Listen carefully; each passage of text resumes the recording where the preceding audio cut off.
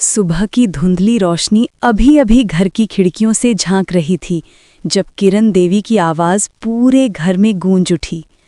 अरे मेरे लाल, मत रो, दादी दूध की बोतल लेकर आ रही है। उनकी आवाज में एक ममता भरी थकान थी, जैसे सालों की आदत ने उसे एक रूटीन बना दिया हो। लेकिन आज वो थोड़ी कर्कश लग रही थी। रसोई की चार दीवारी से टकराती ये आवाज़ घर के हर कोने में फैल गई, मानो दीवारें भी उसकी थकान को महसूस कर रही हों। किरण देवी के हाथों में एक पुरानी चिकनी दूध की बोतल थी जिसे उन्होंने गर्म पानी से धोया था और अब उसमें गुनगुना दूध भर रही थीं। दूध की भाप ऊपर उठ रही थी और हल्की सी खुशबू रसोई में फैल गई थी। लेकिन ये खुशबू घर की तनावपूर्ण हवा को नहीं काट पा रही थी। सामने लिविंग रूम में, जहां फर्श पर एक पुरानी धब्बेदार कारपेट बिछी हुई थी, उनका 1 साल का नाती आरव जमीन पर लोटपोट होकर जोर जोर से रो रहा था। उसके छोटे छोटे हाथ पैर हवा में लहरा रहे थे और आंसू उसके गोल मटोल गालों पर बहते हुए उसके कपड़ों पर गिर रहे थे, जो पहले से ही मिट्टी और दूध के दागों से सने हुए थे। आरव का रोना कोई साधारण रोना नहीं था। ये एक छोटे तूफान की तरह था जो घर की शांति को हर पल चुनौती दे रहा था। किरण देवी उसे पुकारकर शांत करने की कोशिश कर रही थीं, लेकिन उनकी आवाज उस तूफान के सामने बेबस लग रही थी। उन्होंने सोचा, कितनी बार उन्होंने ऐसे पलों को संभाला था, लेकिन आज शरीर में एक अजीब सी कमजोरी महसूस हो रही थी, जैसे रात की नींद पूरी नहीं हुई हो। मेरे लाल, शांत हो जाओ, दूध तैयार है, उन्होंने फिर से कहा, बोतल को हल्के से हिलाते हुए ताकि दूध अच्छे से मिक्स हो जाए। बोतल भरकर वे तेजी से आरव के पास पहुंची। उनके कदमों में एक बुजुर्ग महिला की सावधानी थी, लेकिन तभी एक सख्त, कड़क आवाज ने घर की इस नाजुक शांति को चीर दिया। माँ जी, ये सब क्या हो रहा है? आपकी तो सारी सीमाएं पार हो गईं। एक छोटा सा काम भी आप सही से नहीं कर पाती। ये उनकी बहू प्रिया की आवाज थी, जो गुस्से से भरी हुई थी, जैसे कोई ज्वालामुखी फटने वाला हो। प्रिया तेज कदमों से लिविंग रूम में घुसी। उसके चेहरे पर थकान और गुस्से का मिश्रण था। वो एक कामकाजी महिला थी जो हर सुबह स्कूल जाने से पहले घर के काम निपटाती थी, लेकिन आज उसका चेहरा लाल था, आंखें जल रही थीं। उसने आरव को झट से गोद में उठा लिया, उसके छोटे शरीर को अपनी बाहों में कसकर पकड़ लिया, मानो उसे कोई खतरा हो। फिर उसने अपनी सास किरण देवी को जलती निगाहों से घूरना शुरू कर दिया, जैसे सब कुछ उनकी गलती हो। किरण देवी ने हैरानी से पूछा, प्रिया, क्या हुआ? मैंने क्या बिगाड़ा? उनके चेहरे पर एक मासूमियत थी, जैसे कोई बच्चा जिसे पता ही न हो कि उसने क्या गलती की है। उनके हाथ में दूध की बोतल अभी भी थमी हुई थी और वे उसे हल्के से हिला रही थीं ताकि दूध ठंडा ना हो जाए। लेकिन प्रिया की आवाज और कठोर हो गई। क्या बिगाड़ा? आप मुझसे ये पूछ रही हैं? उसने किरण देवी के हाथ से बोतल छीन ली, जैसे वो कोई हथियार हो, और आरव को दूध पिलाते हुए बोली, देखिए मेरे बेटे की हालत, उसके सारे कपड़े गंदे हैं, हाथ पैर मिट्टी से सने हैं, और मेरा बेचारा बेटा जमीन पर पड़ा रो रहा था। जब मैं काम पर जाती हूं तो आप यही देखभाल करती हैं? प्रिया की बातें सुनकर किरण देवी का चेहरा उतर गया, जैसे कोई फूल मुरझा गया हो। उन्होंने सफाई देने की कोशिश की। उनकी आवाज में एक हल्की सी कांप थी। अरे मैं तो अभी अभी दूध लाने गई थी, अगर बिस्तर पर बिठाती तो गिर जाता, इसीलिए जमीन पर बिठाया। वो तो बच्चा है, हाथ पैर तो हिलाएगा ही। लेकिन प्रिया का गुस्सा अब थमने का नाम नहीं ले रहा था। उसने आरव के गंदे कपड़ों की ओर इशारा किया, जो कोने में पड़े थे। तो क्या आप उसे चटाई पर नहीं बिठा सकती थीं? और ये देखिए, उसके गंदे कपड़े कोने में पड़े हैं। रोज आप उसके छोटे छोटे कपड़े धोती थीं, आज ये भी नहीं किया। प्रिया का गुस्सा अब उफान पर था, जैसे सारी पुरानी शिकायतें एक साथ निकल रही हों। मुझे समझ नहीं आता, मैं सुबह सुबह सारे काम निपटा देती हूँ, तो आप दिन भर क्या करती रहती हैं? एक छोटे बच्चे की जिम्मेदारी भी संभाल नहीं पाती? किरण देवी के कानों में ये कड़वे शब्द चुभ गए, जैसे कोई कांटा दिल में घुस गया हो।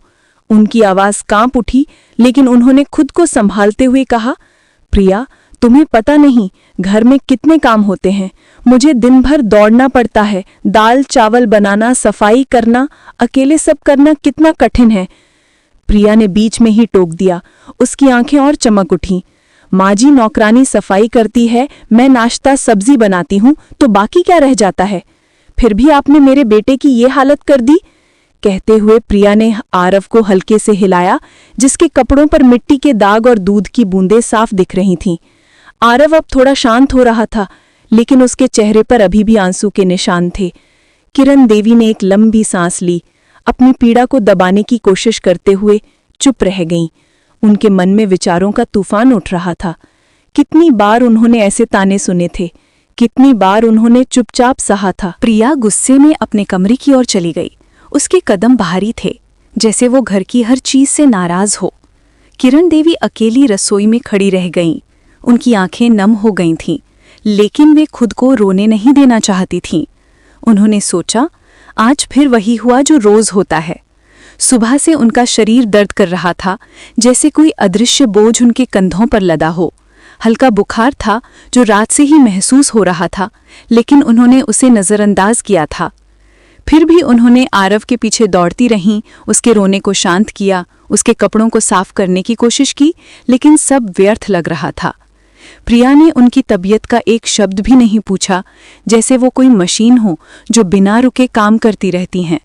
ये कोई नई बात नहीं थी। प्रिया को ताने मारने का बस बहाना चाहिए था, और आज आरव का रोना वो बहाना बन गया। किरण देवी ने रसोई की अलमारियों को देखा, जहां से उन्होंने दूध निकाला था, और सोचा, कितने सालों से वे इसी रूटीन में जी रही हैं। उनके पति की मौत के बाद जब रोहन छोटा था, तब भी वे ऐसे ही घर संभालती थीं, लेकिन अब बहू के आने के बाद सब बदल गया था। प्रिया एक आधुनिक महिला थी जो अपनी नौकरी को प्राथमिकता देती थी और घर के कामों को किरण देवी की जिम्मेदारी मानती थीं। किरण देवी ने खुद को संभाला और कमरे की ओर बढ़ीं, लेकिन उनके कदम भारी थे।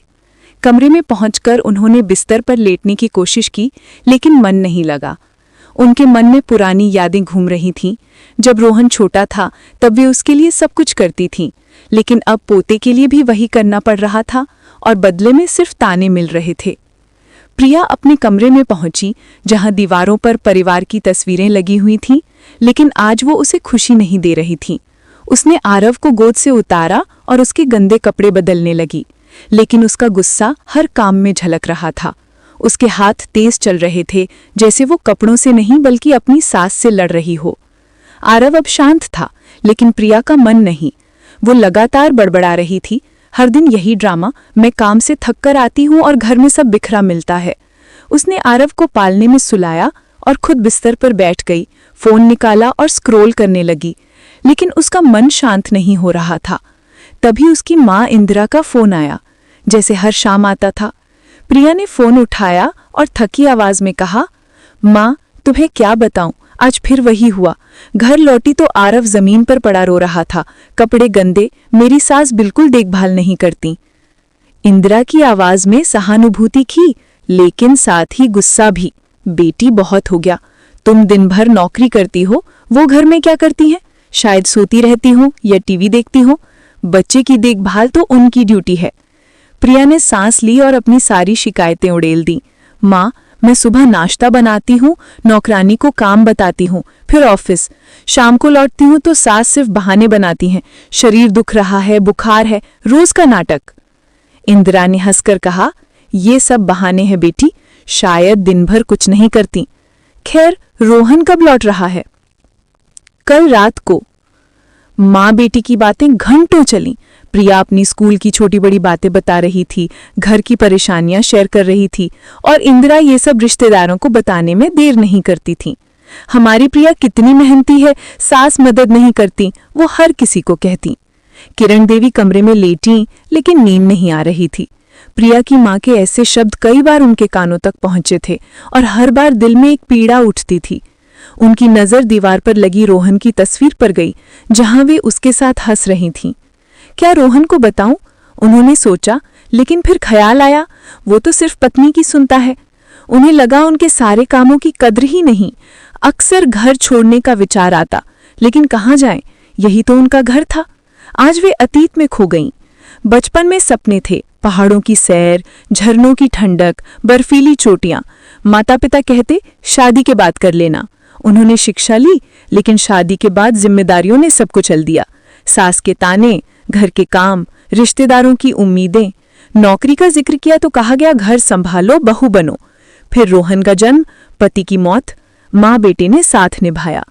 बेटी ना होने का दर्द, सहेलियों की बेटियों के साथ मस्ती देखकर चुपता।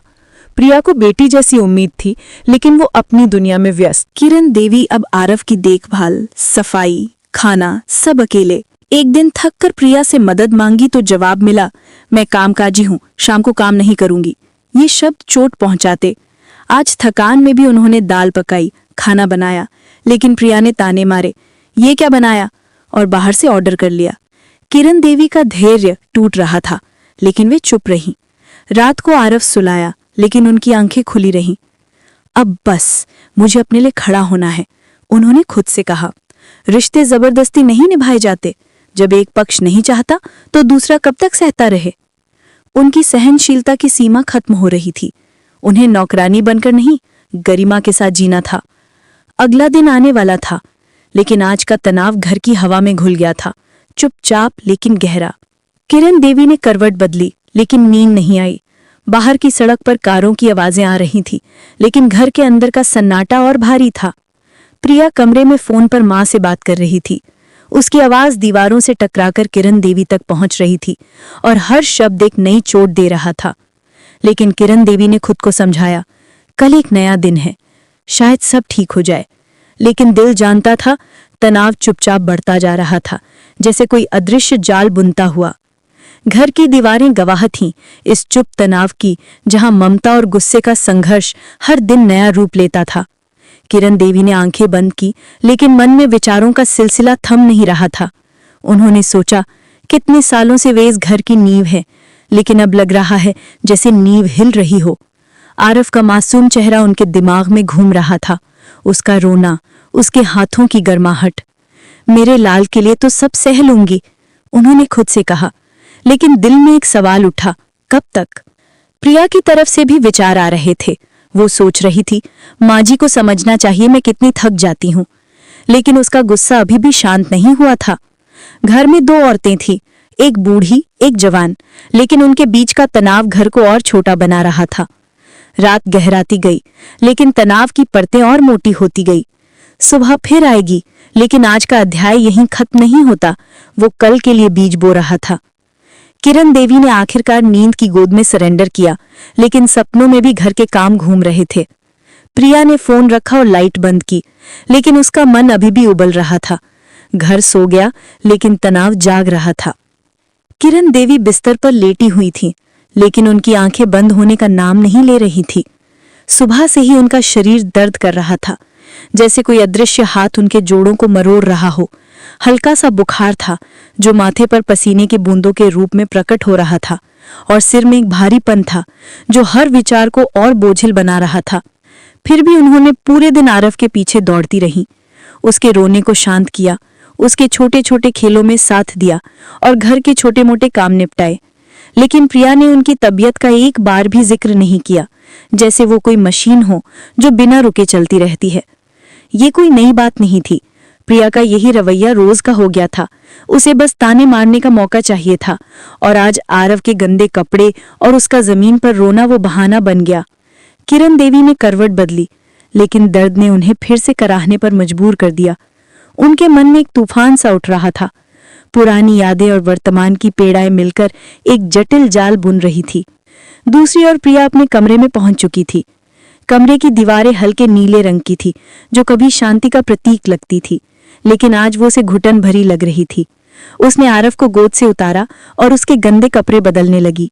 उसके हाथ तेजी से चल रहे थे, लेकिन हर हलचल में गुस्सा झलक रहा था। आरव के छोटे छोटे बटन खोलते हुए वो बड़बड़ा रही थी, हर दिन यही हाल, मैं काम से थक कर आती हूँ और घर में सब कुछ उल्टा पुल्टा मिलता है। माँ जी को पता होना चाहिए कि बच्चे की देखभाल कितनी जिम्मेदारी है।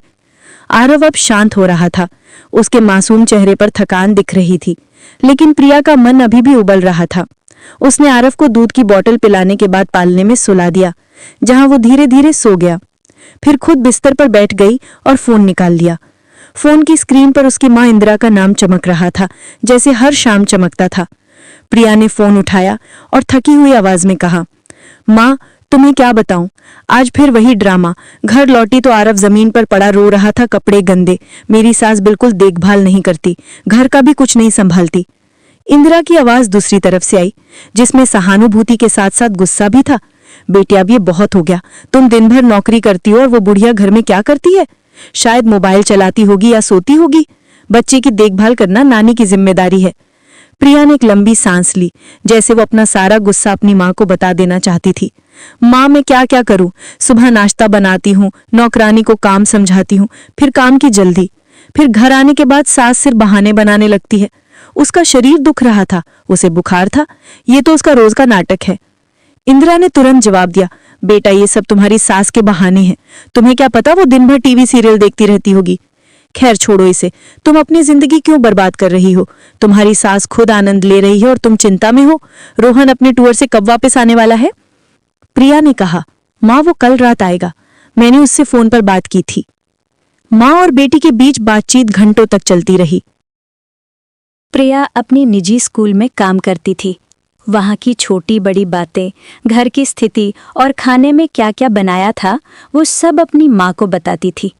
फिर इंदिरा देवी भी ये सारी जानकारी रिश्तेदारों को बताने में देर नहीं करती थी।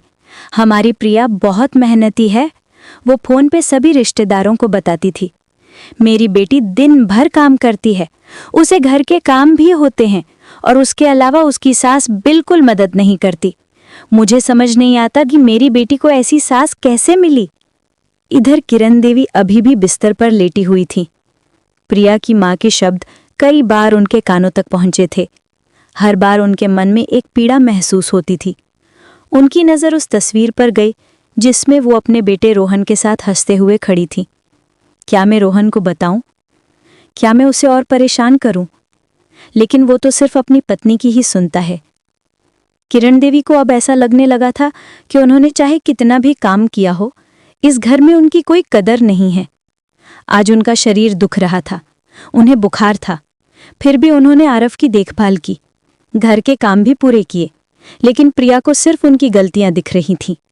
अक्सर उनके मन में इस घर को छोड़ने का विचार आता था, लेकिन अगले ही पल उन्हें ये सवाल परेशान करता था कि वो कहाँ जाएं? यही उनके रहने की एकमात्र जगह है। आज बैठे बैठे किरण देवी अपने अतीत में झांकने लगी। एक समय ऐसा था जब उन्हें भी सपने आते थे।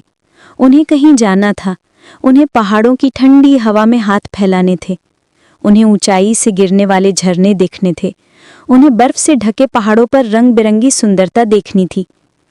बचपन में उनके कई शौक थे।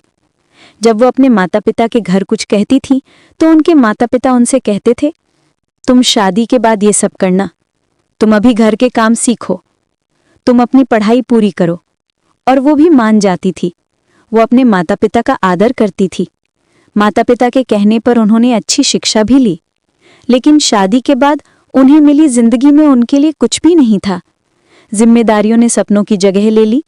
सास के ताने, घर के काम, रिश्तेदारों की उम्मीदें और पति की उदासीनता धीरे धीरे उस चुलबुली लड़की को एक कोने में धकेल दिया। जब वो अपनी नौकरी का जिक्र करती थीं तो उन्हें ये शब्द सुनने को मिलते थे, तुम पहले घर संभालो, तुम इस घर की बहू हो, तुम बहू बनकर रहो। उन्हें काम करने की अनुमति नहीं थी और ना ही अपने शौक पूरे करने की अनुमति थी। जैसे ही दिन शुरू होता वे काम पर लग जाती थीं, फिर रात में वो पूरी तरह थक जाती थीं। कुछ सालों बाद बेटा रोहन का जन्म हुआ। अब उनकी पूरी दुनिया उसी के इर्द गिर्द घूमती थी। उन्होंने घर की देखभाल की और बच्चे की भी देखभाल की। समय बीतता गया, उनकी आधे से ज्यादा जिंदगी जिम्मेदारियां निभाने में गुजर गई। कोरोना के दौरान उन्होंने अपने पति को भी खो दिया, लेकिन माँ और बेटे ने एक दूसरे की बहुत अच्छी देखभाल की। उनका बेटा रोहन अब शादी के लायक हो गया था। किरण देवी को हमेशा एक बेटी की याद आती थी, क्योंकि उनकी कोई बेटी नहीं थी। कभी कभी वो अपनी सहेलियों से मिलती थी जो अपनी बेटियों के साथ फिल्म देखने आती थीं, मॉल जाती थीं और खरीदारी करती थीं। उन्हें अपने दिल के किसी कोने में एक दर्द महसूस होता था। उन्हें लगा था कि जब बहू आएगी तो मुझे बहू के रूप में एक बेटी मिलेगी। बड़ी उम्मीदों के साथ वो प्रिया को घर में बहू बनाकर लाई, लेकिन प्रिया अपनी दुनिया में व्यस्त थी। वो सुबह का काम करती, फिर अपना टिफिन पैक करती और काम पर चली जाती। शाम को वापस आने के बाद वो सीधे अपनी माँ से मोबाइल पर बात करती थी। किरण देवी पूरे घर की देखभाल कर रही थीं। अपने बेटे की शादी से पहले वो अपनी सहेलियों के साथ किटी पार्टी में जाती थी। कभी वो किसी के घर सत्संग के लिए जाती थीं, तो कभी वो किसी के जन्मदिन के लिए जाती थीं। लेकिन अब ऐसा लग रहा था कि जीवन से खुशी चली गई है। अब पोते आरव की देखभाल, सफाई, खाना बनाना, कपड़े, बर्तन सब कुछ उनकी जिम्मेदारी बन गई थी। जब एक दिन उन्होंने प्रिया से थकी हुई आवाज में कहा, बहू कृपया तुम मेरी थोड़ी मदद कर दो, मैं आज बहुत थक गई हूं। तब प्रिया ने साफ साफ कहा, मैं एक कामकाजी महिला हूं, मैं काम से आने के बाद काम नहीं करूंगी। अब आप दिन भर घर पर रहती हैं, आप ही वो सब काम कीजिए। क्या आपको मुफ्त का खाना चाहिए? बहू के ये शब्द किरण देवी को हथौड़े की तरह लगते रहे। काम पर जाना क्या उसके लिए घर के काम करने से ज्यादा जरूरी नहीं है? प्रिया बहू नहीं, अब बॉस बन गई थी। आज किरण देवी को अच्छा महसूस नहीं हो रहा था। दिन भर उनका सिर भारी था। फिर भी उन्होंने आरव की देखभाल की। शाम हो गई थी लेकिन उनकी बहू अभी भी फोन में व्यस्त थी, इसलिए वो खुद उठी और रसोई में गईं। फिर उन्होंने दाल पकाई, उन्होंने खाना बनाया। जब वो खाने बैठी तो प्रिया ने कहा, माँ जी आपने ये क्या खाना बनाया है? मुझे ऐसा खाना पसंद नहीं है। क्या आपने ये खाना किसी बीमार व्यक्ति के लिए बनाया है? फिर उसने मोबाइल उठाया और खुद के लिए पिज्जा ऑर्डर किया। ये सब देखकर किरण देवी का धैर्य टूट रहा था। रोज की तरह प्रिया ने अपने बेटे आरव को उनके पास सुला दिया। आरव उनके बगल में शांति से सो रहा था, लेकिन किरण देवी की आंखों में नींद का कोई नामो निशान नहीं था। वो बिस्तर पर बैठी थीं, आंसू पोंछते हुए वो खुद से बड़बड़ा रही थीं, अब नहीं, अब मुझे अपने लिए खड़ा होना होगा। मेरे जीवन की कोई कीमत नहीं है और मैं इसे साबित करूंगी। उनके मन में हजारों विचारों का तूफान उड़ रहा था। रोज ये तमाशा, ये ताने, ये नफरत, मैं कितना सहूं? वो सोच रही थीं कि रिश्ते जबरदस्ती नहीं बनाए जाते हैं। जब एक पक्ष रिश्ते को बनाए रखना नहीं चाहता तो दूसरा पक्ष कब तक निभा सकता है? उनकी सहनशीलता की सीमा अब खत्म हो चुकी थी। उन्हें इस घर में नौकरानी बनकर नहीं रहना था, उन्हें अपनी गरिमा और स्वाभिमान के साथ जीना था। किरण देवी की आंखें कमरे की छत पर टिकी थीं, जहां से एक पुराना पंखा धीरे धीरे घूम रहा था। उसकी आवाज एक मोनोटोनस गुनगुनाहट पैदा कर रही थी, लेकिन उनके मन में गुनगुनाहट नहीं बल्कि एक शोर था, पुरानी यादों का शोर। उन्होंने याद किया जब वो छोटी थीं, गांव के उस छोटे से घर में जहां मिट्टी की दीवारें थीं और छत पर घास की परत। वहां वे अपने भाई बहनों के साथ खेलती, सपने बुनती। मैं बड़ा होकर डॉक्टर बनूंगी, वो कहती, और माँ हंसती, बेटी पहले पढ़ाई कर फिर देखेंगे। लेकिन पढ़ाई पूरी हुई और शादी हो गई। पति का घर शहर में था जहां जीवन तेज था, लेकिन उनके लिए वो धीमा हो गया। सास की सख्ती, बहू रसोई संभालो, घर की इज्जत रखो, उन्होंने सहा क्योंकि यही सिखाया गया था। रोहन का जन्म हुआ और वो खुशी का स्रोत बन गया। लेकिन पति की मौत ने सब बदल दिया। कोरोना की महामारी में जब दुनिया थम गई थी, उनका साथी चला गया। रोहन और उन्होंने एक दूसरे को संभाला, लेकिन अब रोहन की दुनिया प्रिया हो गई थी। किरण देवी ने सोचा, क्या मैंने गलती की प्रिया को चुनकर? नहीं, वो अच्छी लड़की है, लेकिन समय ने उसे बदल दिया। बाहर रात गहरा रही थी, सड़क पर कुत्तों की भौंकने की आवाज आ रही थी, लेकिन घर के अंदर सन्नाटा था। प्रिया कमरे में सो गई थी, लेकिन किरण देवी की पीड़ाएं जाग रही थीं। उन्होंने उठकर खिड़की खोली, ठंडी हवा आई, लेकिन दिल को राहत नहीं मिली। कल क्या होगा? उन्होंने सोचा, लेकिन जवाब नहीं मिला। रात लंबी थी और यादें और लंबी। किरण देवी ने आखिरकार आंखें बंद की, लेकिन सपनों में भी पुरानी पीड़ाएं घूम रही थीं।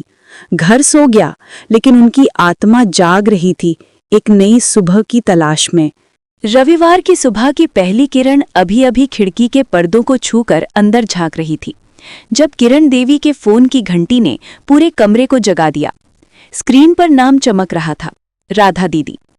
किरण देवी ने आंखें मली, बुखार अभी भी हल्का हल्का था, सिर में भारीपन था, फिर भी उन्होंने फोन उठा लिया। दूसरी तरफ से राधा की उत्साही आवाज आई, जैसे कोई बच्चा खिलौना दिखाने को बेताब हो। किरण सुनो ना, हम सब हरिद्वार जा रहे हैं, 2 दिन का छोटा सा ट्रिप, राम मंदिर के दर्शन, गंगा की शाम की आरती और बस थोड़ी सी मौज मस्ती। पता है तेरा जवाब हमेशा की तरह नहीं ही होगा, पर फिर भी मैंने सोचा एक बार पूछ तो लूं। बोल, आ रही है ना? किरण देवी का दिल एक पल के लिए धक से रह गया। हरिद्वार, राम मंदिर, गंगा की लहरें, कितने साल हो गए थे किसी तीर्थ पर गए हुए। आखिरी बार तो शायद रोहन के मुंडन के समय थी, जब वो सिर्फ 4 साल का था। उसके बाद से जीवन एक लंबी सड़क बन गया था। घर, रसोई, बच्चे, बीमारी, मौत, फिर पोते की देखभाल और बीच बीच में बस खामोश आंसुओं का सिलसिला। उन्होंने खिड़की से बाहर देखा। सुबह की ठंडी हवा बैल्कनी में लगे तुलसी के पौधे को सहला रही थी। आरव अभी भी गहरी नींद में था। उसका छोटा सा पेट ऊपर नीचे हो रहा था। किरण देवी के मन में एक अजीब सी हलचल हुई, जैसे सालों से बंद कोई दरवाजा धीरे से खुलने की आवाज कर रहा हो। किरण देवी, उनकी आवाज अपने आप में कांप रही थी। किरण दीदी, इस बार हाँ, मैं आऊंगी। दूसरी तरफ से पहले तो खामोशी रही, फिर राधा की चीख निकल गई। अरे बाप रे, सच में? किरण, तूने मुझे पागल कर दिया। शाम 7 बजे बस है, स्टेशन के बाहर मिलना, समझी? और हाँ, ज्यादा सामान मत लाना, बस एक छोटा सा बैग, बाकी हम सब है ना? फोन रखते ही किरण देवी के हाथ कांपने लगे। 1000 सवाल एक साथ दिमाग में दौड़ने लगे। प्रिया क्या कहेगी? रोहन तो आज रात लौट रहा है, पर 2 दिन तक घर कौन संभालेगा? आरव कौन देखेगा? दाल में नमक कौन डालेगा? बर्तन कौन धोएगा? और सबसे बड़ी बात, अगर प्रिया ने मना कर दिया तो? उन्होंने धीरे से उठकर अलमारी खोली। सबसे ऊपर वाली शेल्फ पर एक पुरानी रेशमी साड़ी पड़ी थी, गहरी मरून रंग की, सुनहरी बॉर्डर वाली। उन्होंने शादी के 3रे साल खरीदी थी। सोचा था किसी खास मौके पर पहनेंगी, पर खास मौका कभी आया ही नहीं। आज हाथ उस साड़ी पर अपने आप चले गए। उन्होंने उसे बाहर निकाला, हल्के से झाड़ा और बैग में रख लिया। राम जी के सामने नई साड़ी पहनूंगी, मन ही मन मुस्कुराते हुए उन्होंने सोचा। दोपहर ढलते ढलते घर में हलचल बढ़ गई। प्रिया अपने कमरे से निकली तो किरण देवी ने हिम्मत जुटाकर बात शुरू की। वो रसोई में खड़ी थी, हाथ में चाय का कप था, आवाज में हल्की सी घबराहट थी। प्रिया, मेरी सहेलियां हरिद्वार जा रही हैं, राम मंदिर के दर्शन को। सिर्फ 2 दिन की बात है। मैं सोच रही हूँ आज शाम को चली जाऊं और कल देर रात या सुबह तक लौट आऊंगी। रोहन भी तो आज रात लौट रहा है ना? प्रिया फोन में स्क्रॉल कर रही थी। उसने सिर उठाए बिना ही जवाब दिया, हाँ माँ जी, जाइए ना, बस 1-1.5 दिन की तो बात है। फिर अचानक उसने आंखें ऊपर उठाईं और हल्के से मुस्कुराई, वो मुस्कान जिसमें राहत साफ झलक रही थी। मन ही मन वो सोच रही थी, कम से कम 1 दिन तो घर में शांति रहेगी, रविवार को देर तक सोने का मौका मिलेगा, सास सुबह सुबह चाय पानी की आवाजें नहीं करेंगी, आरव की देखभाल, अरे इतना छोटा बच्चा है, क्या कर लेगा, मैं और रोहन मिलके संभाल लेंगे। किरण देवी को लगा जैसे कोई भारी पत्थर उनके सीने से उतर गया हो। उन्होंने जल्दी जल्दी बैग पैक करना शुरू कर दिया। 2 जोड़ी कपड़े, 1 शॉल, दवाइयाँ, थोड़े पैसे और सबसे ऊपर वही मरून साड़ी। बैग बंद करते वक्त उनकी नजर दीवार पर लगी पति की तस्वीर पर गई। उन्होंने हाथ जोड़े और धीरे से कहा, मुझे माफ करना, आज पहली बार मैं घर को छोड़कर जा रही हूँ, पर अब मुझे अपने लिए भी जीना है। शाम के 7 बजने से थोड़ा पहले किरण देवी तैयार होकर बाहर निकली। मरून साड़ी में वो बिल्कुल अलग लग रही थीं, जैसे सालों बाद कोई फूल फिर से खिल उठा हो। बालों में हल्की सी मेहंदी, माथे पर छोटी सी बिंदी और चेहरे पर एक ऐसी मुस्कान जो सालों से गायब थी। सहेलियां बस के पास इंतजार कर रही थी। राधा ने उन्हें देखते ही चीखा, अरे वाह किरण, आज तो तू दुल्हन लग रही है। बाकी सहेलियां हंस पड़ी। किरण देवी शर्मा गई, पर मन में एक अजीब सा सुकून था। बस जब चली तो खिड़की से बाहर देखते हुए उन्हें लगा जैसे वो कोई नया जीवन शुरू कर रही हों। इधर घर में प्रिया ने दरवाजा बंद किया और एक लंबी सांस ली। उसने अपनी माँ इंदिरा को फोन लगाया। माँ, सास जी चली गई हरिद्वार 2 दिन के लिए, कम से कम आज तो मुझे उनके झंझटों से राहत मिली। इंदिरा ने हंसते हुए कहा, अरे वाह, तो आज तू आराम कर, रविवार को देर तक सोना, कुछ अच्छा सा ऑर्डर करना, बच्चे को कौन सा बड़ा काम है। प्रिया को भी लगा कि सचमुच कोई बड़ी बात नहीं है। उसने आरव को गोद में उठाया, उसे प्यार किया और सोचा 1 रात और 1 दिन, बस इतना सा तो मैं भी संभाल लूंगी। रात के 1 बज रहे थे जब रोहन का फ्लाइट लैंड हुआ। वो थका हारा घर पहुंचा। प्रिया ने अधूरी नींद में दरवाजा खोला, खाना गर्म किया, दोनों ने साथ बैठकर खाना खाया। रोहन ने पूछा, माँ जी कहाँ हैं? प्रिया ने हंसते हुए कहा, हरिद्वार गई हैं, 2 दिन के लिए। आज तो घर में शांति है ना? रोहन ने मुस्कुराकर सिर हिलाया और बिस्तर पर गिर पड़ा। दोनों की आंखें बंद हुई भी नहीं थी कि अचानक पूरा कमरा आरव की जोरदार रोने की आवाज से गूंज उठा। वो भूख से बिलख रहा था। रात में वो हमेशा दादी के पास सोता था। दादी ही उसे दूध पिलाती थीं, उसकी पीठ थपथपाती थीं, लोरी सुनाती थीं। आज माँ को देखकर वो और जोर से रोने लगा। प्रिया बेचैन होकर उठी, नींद से भरी आंखें मलते हुए दूध गर्म करने रसोई में गई। दूध की बोतल हाथ में लेकर लौटी तो आरव ने उसे देखते ही और जोर से चिल्लाना शुरू कर दिया। बोतल फेंक दी, प्रिया पर कूदने लगा, रोहन को लात मारने लगा। प्रिया बड़बड़ाई, आरव चुप हो जा, माँ को नींद आ रही है। पर आरव कहाँ सुनने वाला था। रोहन गहरी नींद में था। 2 दिन की यात्रा की थकान उस पर हावी थी। प्रिया ने उसे कई बार जगाने की कोशिश की पर वो बस करवट बदलता रहा। प्रिया का गुस्सा धीरे धीरे उबाल मारने लगा। उसने आरव को मोबाइल दिखाया, कार्टून चलाया, पर आरव ने मोबाइल भी फेंक दिया और जोर जोर से रोने लगा। रात के 2:30 बज चुके थे और प्रिया की आंखों से नींद गायब हो चुकी थी। उसका सिर फटने लगा था। सुबह 8 बज गए। आरव आखिरकार थक